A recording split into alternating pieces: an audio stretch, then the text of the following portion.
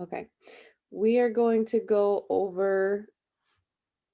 Also, I'm recording this and I'm going to post it, but if Miss Soldana tells me that you're not taking notes or you're not paying attention and you're thinking, "Oh, I'll just watch this later."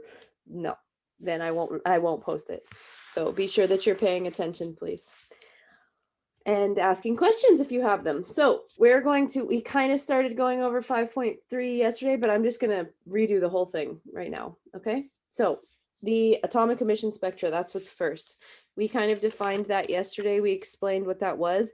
Remember, it's a unique fingerprint for each element, like all of these right here. These are all atomic emission spectra, right?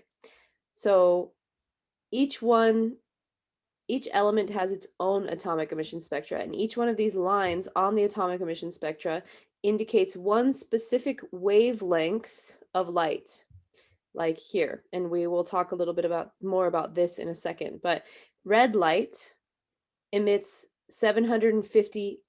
a wavelength of 750 nanometers. Purple light would emit 380 nanometer, a wavelength with 380 nanometers. Okay, so that's what I mean when I say wavelength. And I'm not going to go over the amplitude and the crest and the wavelength and the frequency again, the parts of the wave, because that is in another video and it's pretty elementary. So if you are having problems with the components of a wave, then you can go back to those other videos. Anyway, so why does this happen? So what happens is we have electrons, and all of these elements we know have electrons. All of their atoms, inside the atoms, there are electrons. They have a different number of electrons and they have different locations as those electrons are located, right? So why do these electrons, it's actually the electrons that emit these specific light waves, and they are the ones that give this banding. The reason that we get an atomic emission spectrum for an element is because of the electrons. Well, why? What about the electrons? The electrons exist in what is called a ground state. The ground state is the lowest energy level that they are naturally existing in. So when we write an electron configuration, like for helium down here, our electron configuration is 1s2. The lowest, the ground state of the electrons of helium is 1s. They're both in the 1s. Okay. We know that there are multiple s sublevel or principal energy levels with different s's or p's, right, or d's. So this is the most stable. This is the ground state, but those electrons can move to a different energy level, to a higher energy level, by gaining energy. Okay. When they gain energy, like if you put them in a glass tube here, like I have, this is a neon light. I made a neon light here. This is a glass tube, and it's holding in helium gas. I have a negative and a positive here, which from 9th grade science, you should understand that that means, oh, there's an electric current going through here. Okay, there's electric current going through the tube. So I'm adding energy to this glass tube that contains helium atoms. Okay, when the energy strikes an atom, that energy strikes the whole atom. It could strike just the protons, or it could strike the electrons, or it could strike multiple, right? When it strikes the electrons move from their ground state of, in this example, helium, of 1s, they move up to the next energy level, which is 2s. If they receive a lot of energy at one time, maybe they move up to 3s, right? They go up to 2s and then 3s. Maybe if they receive a huge amount, they move all the way up to 4s, right? This is called the electron's excited state.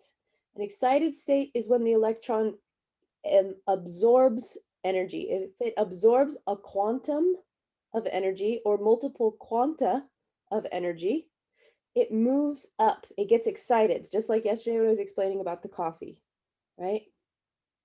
Okay. When they get excited, like I was saying, I don't want to be caffeinated all the time. It stresses me out. It makes me sweat. Right? So I want to relax again. The electrons are the same. The electrons gain this energy and they're in an excited state, but it's not I think you should understand, just hopefully, from listening to me talk about chemistry and the things that we've talked about stability a little bit. Electrons and atoms, they don't want to be unstable. Nothing wants to be unstable. No one wants to be unstable, right? So the electrons want to move back down to their ground state. They want to relax again. So in order to relax again, they have to emit or send out from their, imagine them as having a body, they have to emit the energy that they absorb to get to that excited state. So if one electron gains one quantum of energy and moves up to the next energy level, in order to move back down to the ground state or its previous energy level, it has to emit that one quantum. When that quantum is emitted, or when those quanta, multiple quanta are emitted, they come off of the electron as electromagnetic radiation. Remember that electromagnetic radiation, what's another name for electromagnetic radiation? Light. Exactly, light. We have lots of different types of light. Remember, we have all of these are different types of light, right? But the reason I've made the visible light such a big deal is because that's the type of light that these electrons emit. Okay, when they release their energy that they gained, that energy is released as visible light, as a colored light. Okay, so when the electrons do that, they emit one specific type of like whatever electron, that the thing that you have to understand that is maybe a little bit like, oh, kind of a, unfortunately you're not studying chemistry in college, or maybe fortunately for you, so you don't need to understand, like, I can't explain the extreme complexities of this, which would make it easier, but also it would confuse you probably because your knowledge of chemistry and science in general is maybe not up to that level yet. So different electrons are going, you just have to accept this as what I'm saying and understand that that's as much as deep as we can go right now. Can you, uh-oh, can you hear me still? Darn it, they left. There she is.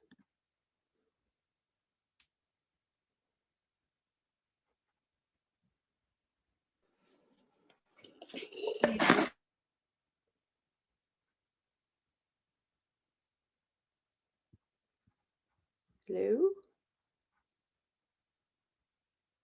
Can't hear you.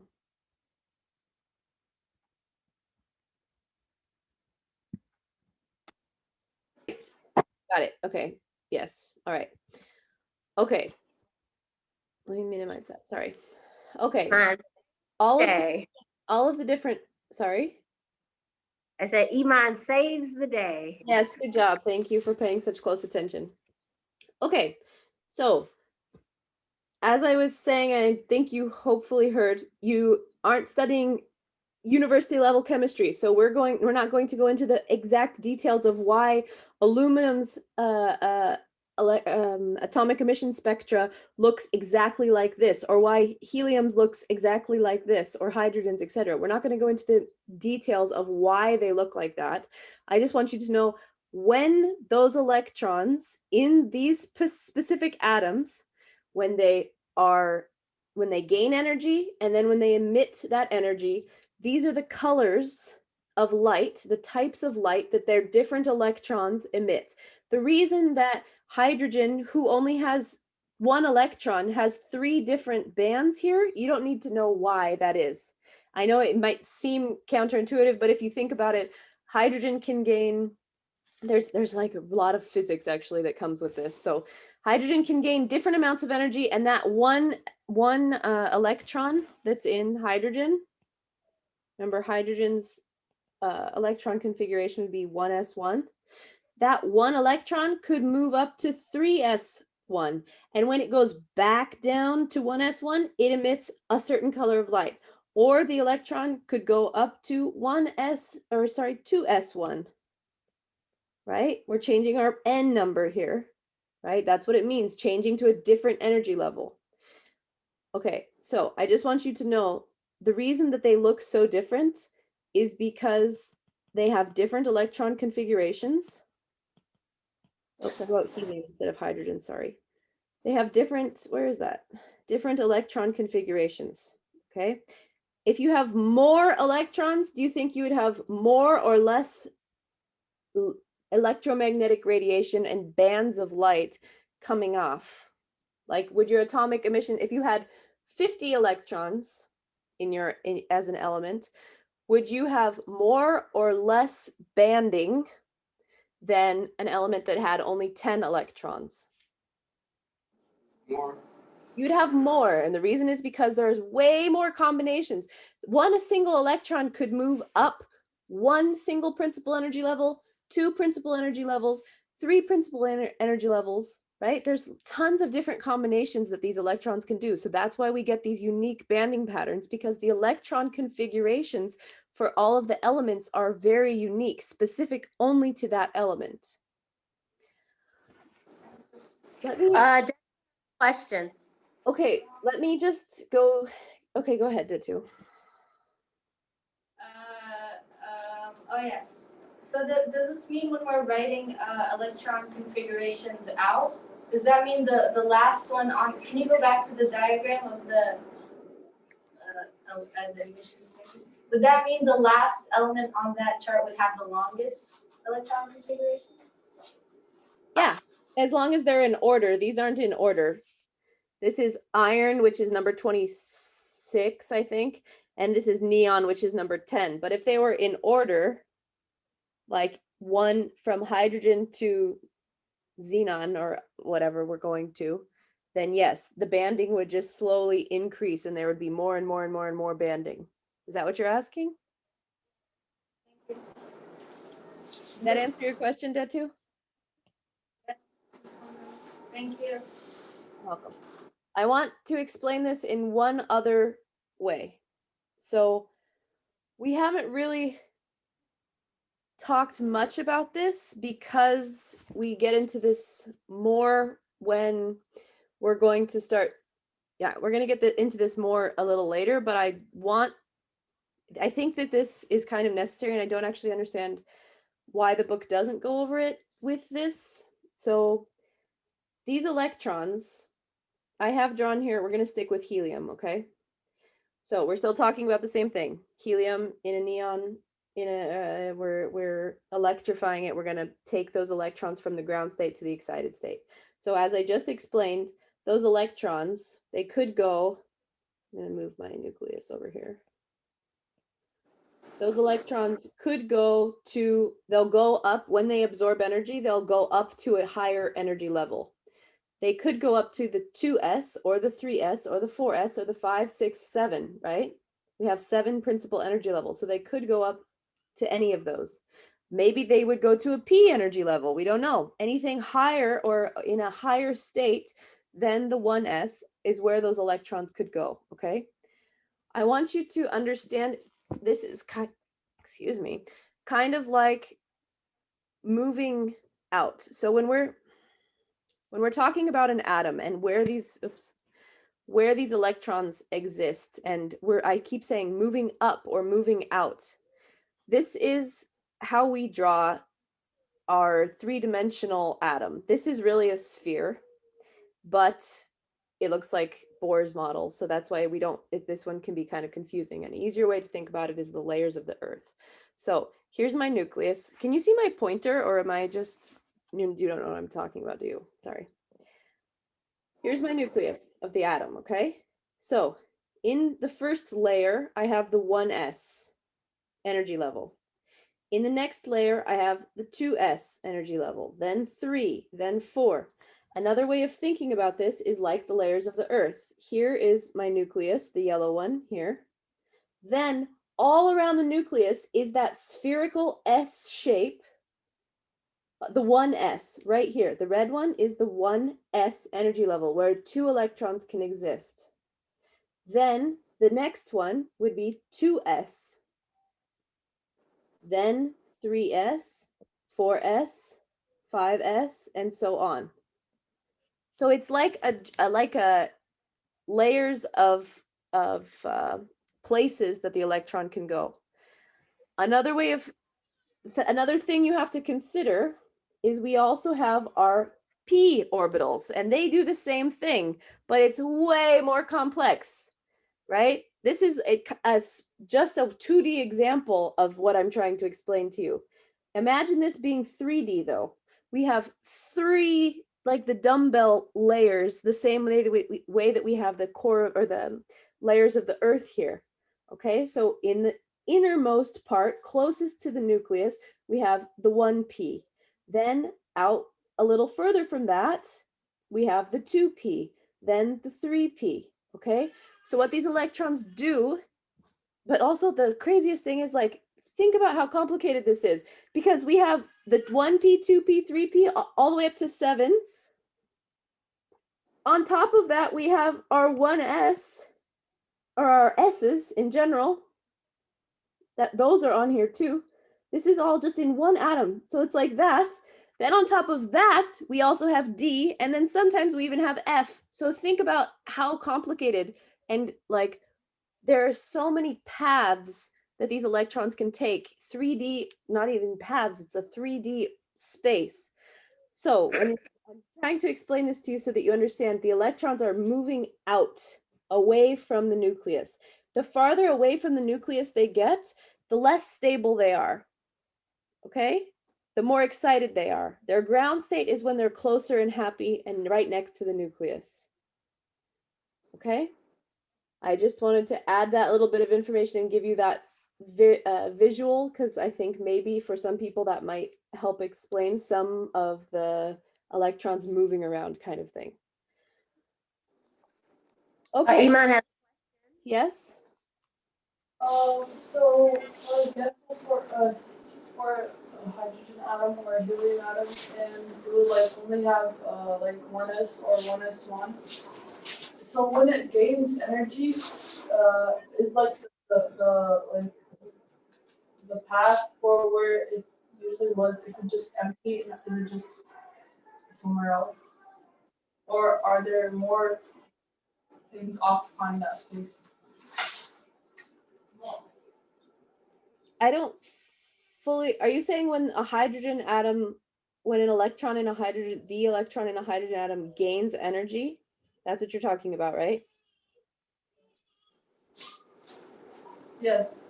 Okay, and when it moves from the 1s layer out to the 2s layer, for example? Yes. Okay. Can you specify your question? Because I don't really understand. Are you saying, does the 1s layer disappear, or like when it gets excited, or what do you mean? When it goes to the other layer, what happens to The first one? The first, so remember that the S, like these layers that we're talking about, they only exist because, I apologize. 1 second. I need to yell at my husband. I'm sorry, really sorry. 1 sec.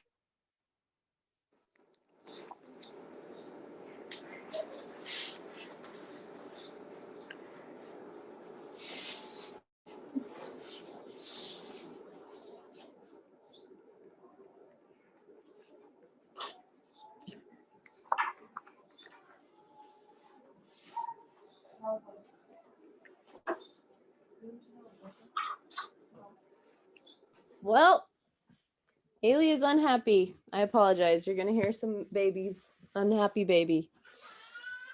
Okay. The s orbital, Manny, these s orbitals, these are the electron clouds. So they're this idea of, this is where the electrons exist in space. Okay? It's not like there's a railroad track around the atoms that the electrons have to stay on, and oh, I'm on the 1s railroad track and I can't go anywhere else until I get energy, then I move out into this already pre-structured 2s. It's not an existing structure until the electrons live there. So it's these are all electron clouds, basically. Okay, so there's nothing like, there's not a framework in an electron that has all of these layers just waiting for electrons to jump out to them. Nothing exists in the hydrogen atom except this, whoops, except this nucleus and one electron in the 1s, until that electron just gets more energy and moves a little bit further away. It moves further out away from the nucleus and when to the 2s, for example, and when it does that, it's not here anymore. So we don't have a 1s. There's nothing to talk about with when there's a 1s. It's the electron cloud just gets a little bigger or smaller. Okay? Also, I have another question. What? I have another question. Okay. You're talking about like if like an element has a bunch of electrons just like flying around the nucleus, do they ever collide? No, they don't. Fine. The reason they Wow. don't collide is because in an atom, let's go to this complicated one that I have over here. Remember that every s, how many electrons can be in any of the s sublevels? 2. And when I draw an s sublevel, I draw one up and one down. What does that mean? Opposite spins. They have opposite spins. So they're not even in the same, they're not going to run into each other. And another way of, because they're going in opposite directions or different directions that are not even, it's not really opposite, that's what we call it, but it's not really like that. You can think of it as like they're on completely different paths that will never, they don't cross paths. There's no point where they can hit each other. Another way of thinking about this is it's not, what is the thing that we do know about 2 electrons when they're by each other? Not in terms of anything with electron configuration, just about 2 negatives being by each other. Do they attract or do they repel? They repel. So electrons are not going to hit each other because they hate each other. They don't even want to be next to each other. It's called electrostatic. It's like the opposite sides of a magnet. If the opposite sides of a magnet were all spinning around and there was tons of different opposite sides, they're all gonna not want to hit each other, right? They would like, maybe they're getting close, but then they would bounce away. It's the same kind of idea with electrons. They're on different paths, they have opposite spins, and they're both all negatively charged, and they're not going to want to touch each other. You could, I guess maybe you could force it in a lab. I don't know. I've never read about that. But in nature, it's not going to happen. Theoretically, what would happen if that happened? They would bounce back off each other. I don't think it would be that big of a deal. It's a bigger deal when you collide protons or nuclei, I think. Yes. Does anybody have any other questions about this? Did I answer your question, Manny?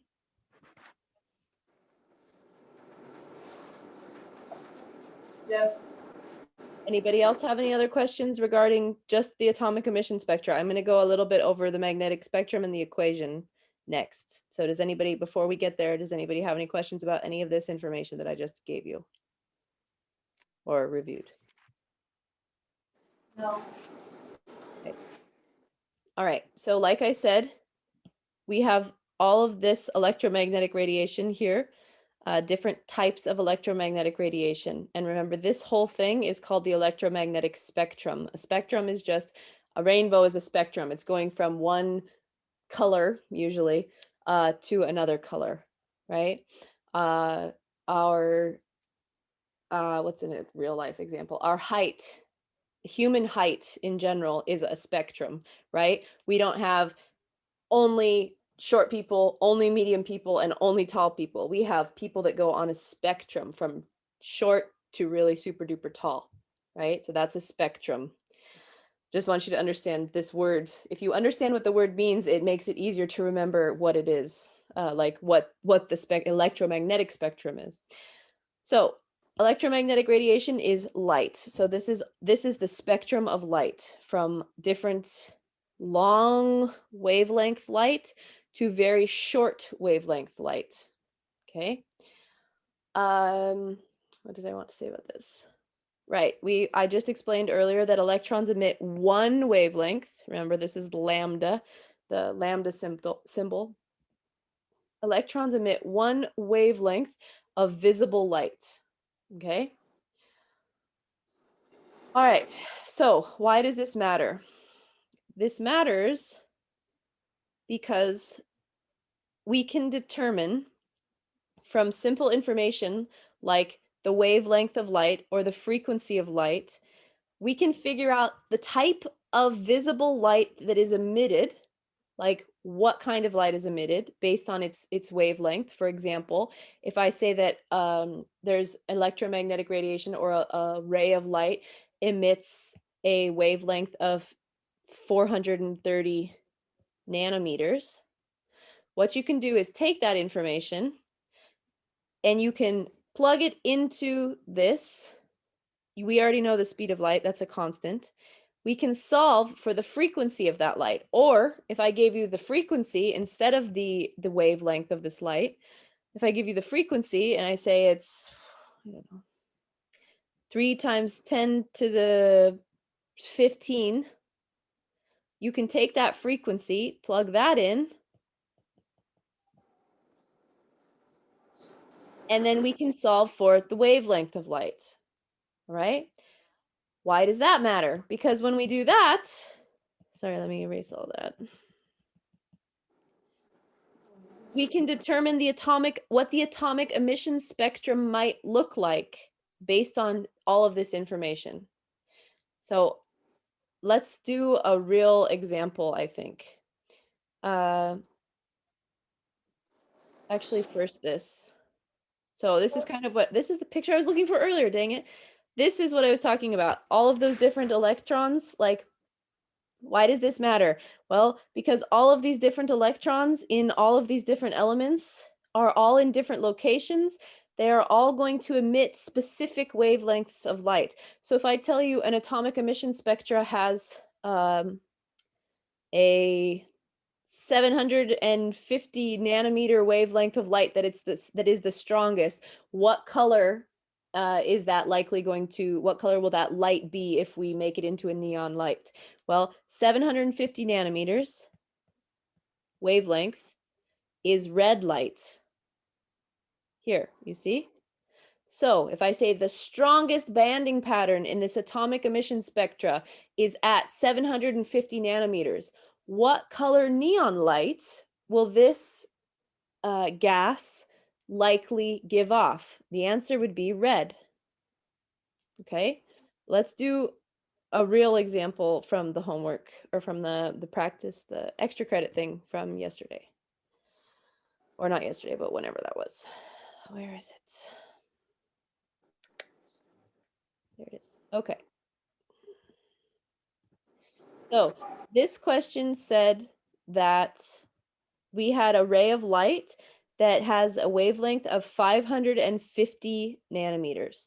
And first I want to know, using these are the two things I gave you on that homework assignment, what is the color of light that is likely emitted if the banding pattern is around 550? What color light is this?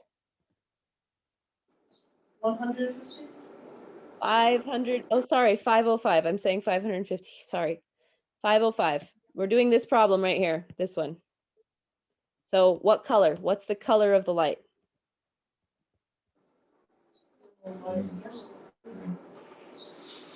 So use this information over here to determine what color of light gives us a wavelength of 505 nanometers. You have two different things you can look at. Detu has a question. Yes, Detu? in a bit on the diagram? Can you say that again? Could you zoom in a little bit so we Oh, can sorry. see the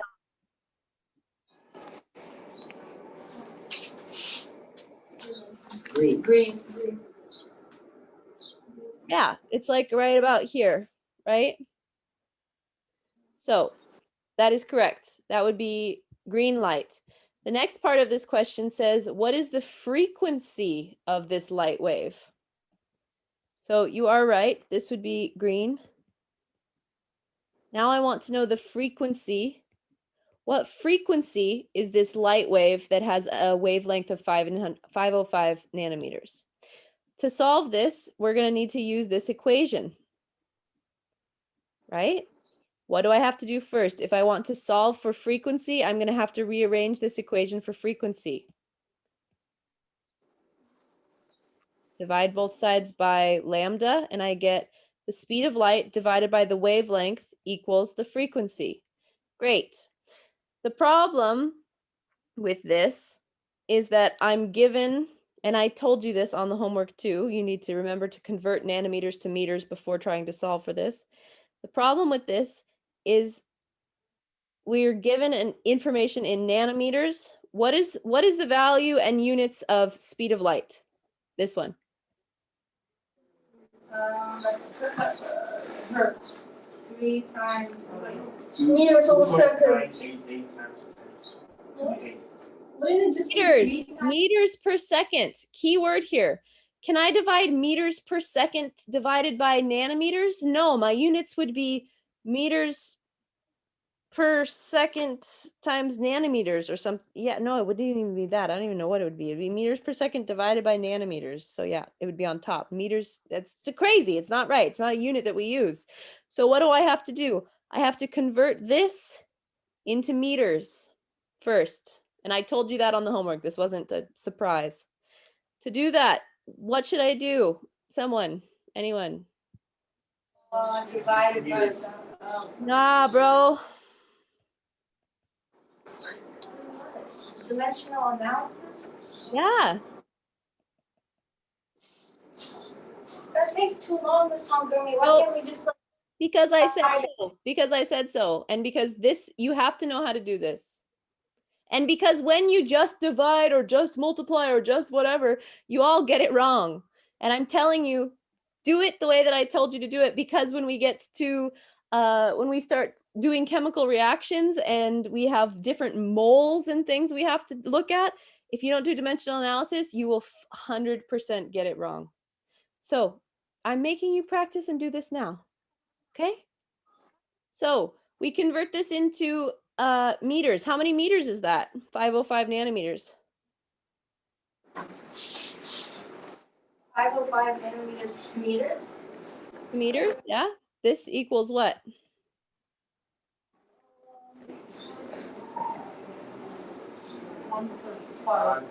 Does anyone have their calculator in my chemistry class? 5.05. The what? 7. Good job. All right, so now we have our wavelength in meters, and we can convert this to, or excuse me, we can solve now. So we get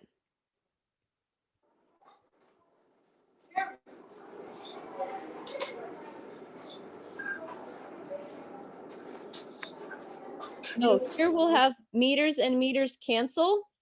And what is the answer here? Oh, I forgot times 10 to the 8th here. On the bottom. Ooh. Can someone please plug this into your calculator and solve it? Or do I need to get up and get my calculator? No, someone has to have a calculator in this class. Are you serious? They have them out, some Okay, of them. okay. I just see Miss Mariam. Is that Mariam in the blue shirt there? Yeah. Yeah, she didn't have hers out. 5.94. Is that an answer? Well, I said 5, Seconds. what did you say, 5.94 Yes. seconds? Times 10 to the 14. Yeah, times 10 to the what? 14. She said. And 5 point what times 10 to the 14? Yes. 94. Great. And what's the units? Um, meters. Seconds. No, Miss Montgomery, that was incorrect. Said seconds. They said seconds. Now they said her. Look, Montgomery? what is the only unit we have left? It's per second right here. Remember, hertz is per second, right? Remember, frequency is the number of waves per second. Okay? So you should double check that. Did someone have a question? I heard Miss Montgomery. Montgomery? If we were to, for the speed of light, if we were to just do like 3 times 10 to the 8, would that be correct? No? What? No, Nope. that's That's just 2.998.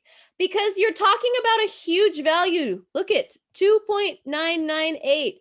1, 2, 3, 4, 5, 6, 7, 8. So you have 2,998 and then 1, 2, 3, 4, 5 zeros. Okay, so we have 200. That's how we write this, right? Times 10 to the 8th. That's how I write this if I don't want to write it in scientific notation. Okay, as opposed to just writing 3 times 10 to the 8th. How much are we off there? Look how much that's a huge difference. That's 10 million, that's a 1 million meters per second difference. Can you hear okay, me? then, Yeah. then are you gonna give us the speed of light in on the test? Yeah. Will you? Okay then. If you can't remember one value, I guess I can give you the speed of light on the test. Sure. Even though if you're doing these homework problems, you should have it memorized by now, but I'm not judging. It's fine. You do you.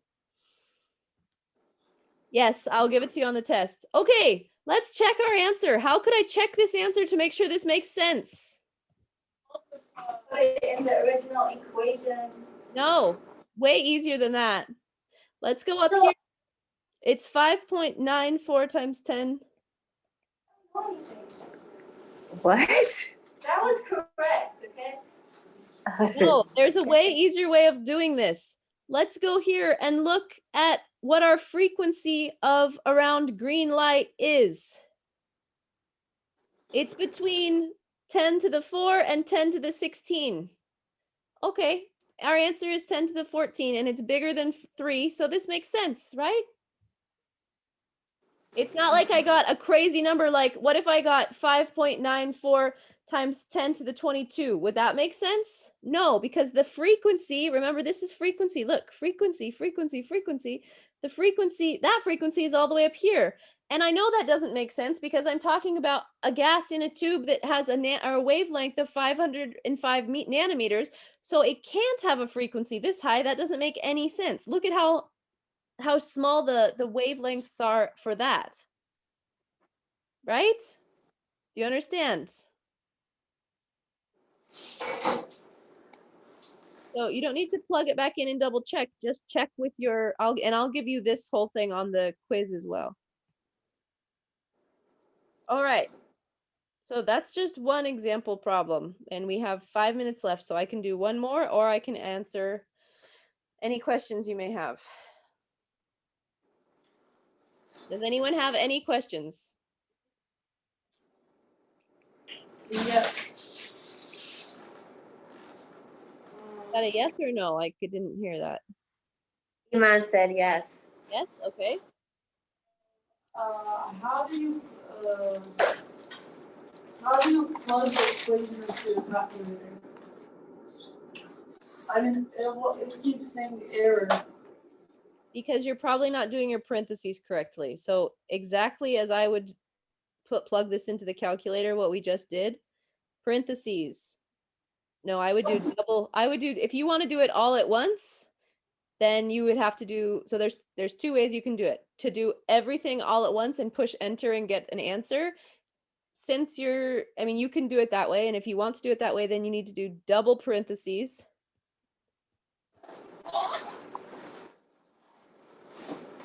like that, and then close it, then divided by, and your whatever that was, 5.05 times 10 to the negative 7 parentheses, and then close your double parentheses. If you don't want to do it that way, if you want to do it in 2 steps, this kid, does anyone want to adopt a baby? Okay, you would click this, or you would write this into your calculator exactly like that. You don't need the parentheses really, actually. And then you'd click enter. Then you would click divided by, then enter this value. So there's a couple different ways you can do it. But the thing is, you're probably not using enough parentheses. I didn't put any parentheses. I'm sorry? I didn't put any parentheses at Yeah, all. well, when you do that, it's the order of operations makes it so you're multiplying things by, yeah. Which is first in the order of operations, division or multiplication? Oh, seriously? Are you serious? No one knows the order of operations? Division. Parentheses. Oh! Division is first. So what you're doing is this part first, then you're going back and multiplying whatever this value is by 2.998 and by 10 to the negative 7. Whatever this value ends up being. Do you understand? So that's why you're not getting it right with the parentheses off. Does anybody have any other chemistry questions? What is the answer to this equation? The answer was right here. We can round. Yeah, that's another thing. I don't want you to write 15 decimals. 2 is good. Thank you. Yep. We have one time for one more question, I think, or I don't know, maybe. I can't see your clock if it's faster than mine.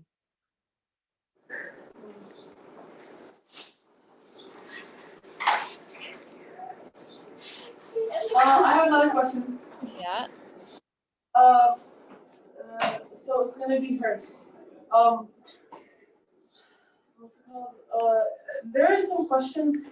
Can we do another equation where it's the opposite? We're trying to find the wave. We're trying to find the wavelength.